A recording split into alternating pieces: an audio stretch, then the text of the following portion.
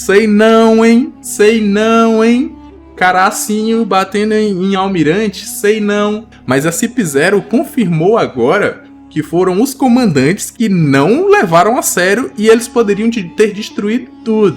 Mas se eles são os 9 cavaleiros sagrados de Marígeis, teoricamente, eles deveriam estar protegendo Marígeis. Fala galera, meu nome é Lucas, voltei agora pra gente ler os spoilers do capítulo 1083 pela OPEX, trazendo ali as informações verdadeiras do que vai acontecer no capítulo.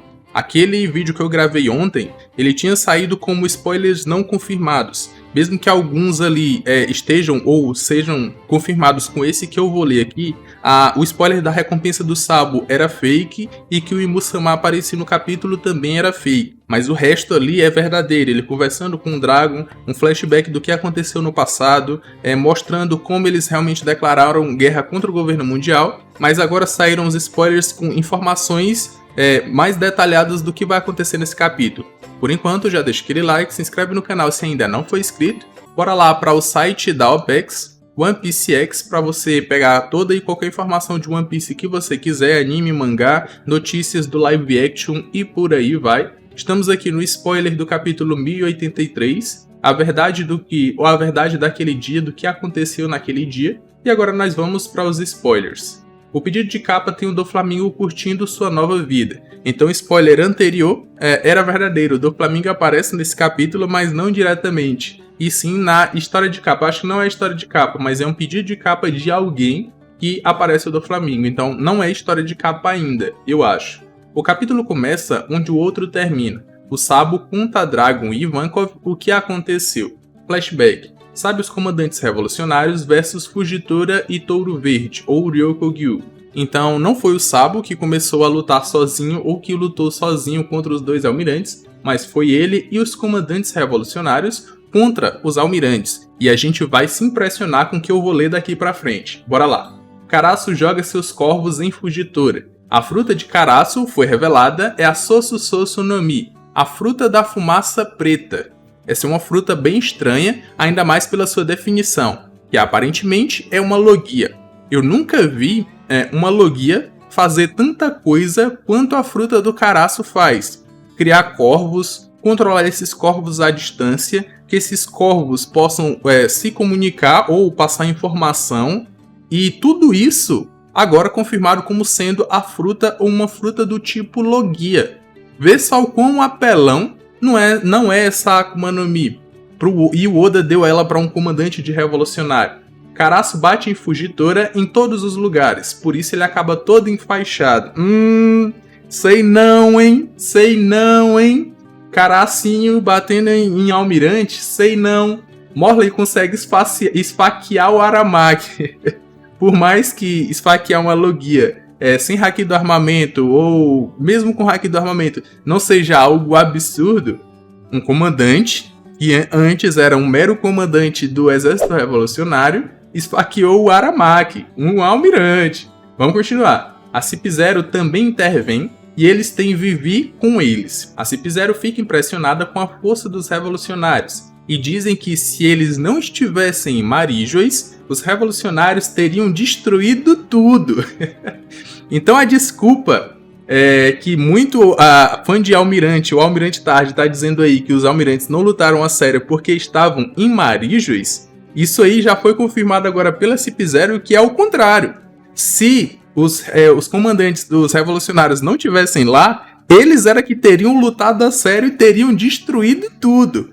O próprio Akainu, no mesmo capítulo que saiu essa informação, falou que não era para ninguém passar a mão na cabeça de Fujitora e de Touro Verde só porque eles estavam em Marígeis, não era para dar isso como desculpa, não. Mas a CIP0 confirmou agora que foram os comandantes que não levaram a sério e eles poderiam ter destruído tudo.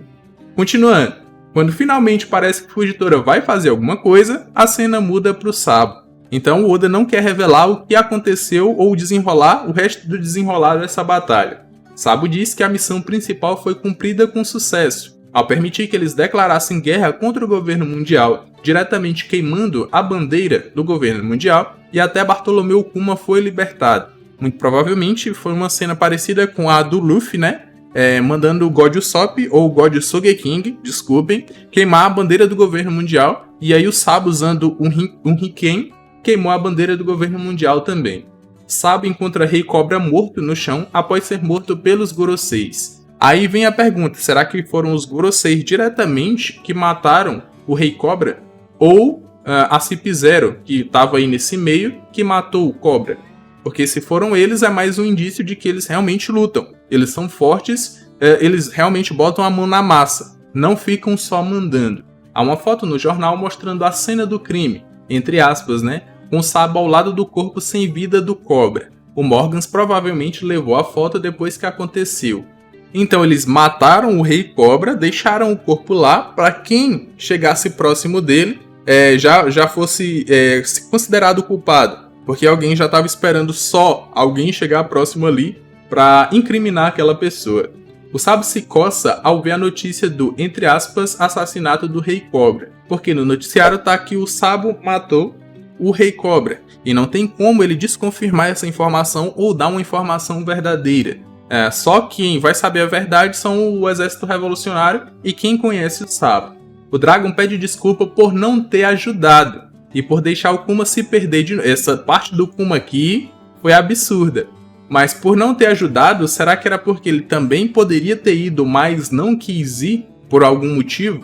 É claro que os comandantes não vão diretamente para a batalha, eles mandam seus peões. Então deve ter sido por isso que ele não foi. Depois de Lulusia, mais 8 reinos se rebelaram contra o governo mundial e pararam de pagar impostos. Isso aqui pesa, viu? Pesa no bolso do governo. Quando não tem impostos, sai de baixo. Somos apresentados aos 9 cavaleiros sagrados de Maríjuis. O governo mundial os envia para destruir esses reinos. É mostrado suas sombras / esboço. Então, o governo mundial ele não tem problema com um país que não é filiado ao governo mundial ainda, mas tem problema com um país que deixou de ser filiado ao governo mundial, porque considera eles como traidores. E por isso mandou, ou vai mandar, esses 9 cavaleiros sagrados de Maríjuis para destruir esses reinos. E aí vem a pergunta, cadê esses caras quando o exército revolucionário atacou? Eles não ficam dentro de Maríjuis? Mas se eles são os 9 cavaleiros sagrados de Maríjuis, teoricamente eles deveriam estar protegendo Maríjuis. E quem acabou protegendo foi os almirantes. Continuando, um cavaleiro celestial tem chapéu de cowboy, outro usa um chapéu de chifres. Um cavaleiro sagrado não só tem uma espada parecida com a do Shanks, mas também tem a mesma capa, e assim como o Shanks, ele tem sua bainha de espada no lado direito. Então Oda não só revelou 9 cavaleiros sagrados de Maríjuis, adicionando mais personagens à obra que ele vai ter que trabalhar no futuro, quanto deu algumas características sobre eles e as suas sombras, as suas silhuetas. Só que eu não diria pra gente ficar muito hypado com a aparência desses personagens. A força a gente não pode dizer nada, porque não conhece. Por eles serem cavaleiros sagrados, a gente imagina que eles são extremamente fortes. Mas só pela silhueta não dá pra dizer. O Oda coloca umas silhuetas absurdas e quando revela o personagem é bem meia boca, no caso da aparência.